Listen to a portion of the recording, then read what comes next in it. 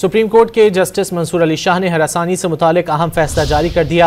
अदालत ने करार दिया वर्क प्लेस पर हरासानी आलमी मसला है। ग्लोबल जेंडर गैप इंडेक्स 2024 के मुताबिक दुनिया के 146 ममालिक में से पाकिस्तान 147वें नंबर पर है। तफसीलात जानेंगे डॉन न्यूज़ के नुमाइंदे उमर बर्नी से। उमर, अदालत ने फैसले में मजीद क्या कहा है?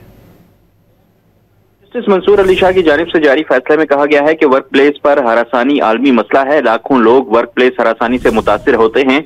मर्दों के मुकाबले में खवातीन ज्यादा हरासानी का शिकार होती हैं। ग्लोबल जेंडर गैप इंडेक्स 2024 के मुताबिक दुनिया के 146 ममालिक में से पाकिस्तान 145 नंबर पर है। फैसले में कहा गया है कि अमेरिका की सुप्रीम कोर्ट ने एक फैसले में कहा कि यरगमाली माहौल भी हरासानी की तारीफ में आता है। वाज़ेह रहे कि लेडी डॉक्टर सिद्रा ने अपने ड्राइवर के खिलाफ हरासानी के मामले पर पंजाब मोहतसिब से रुजू किया था।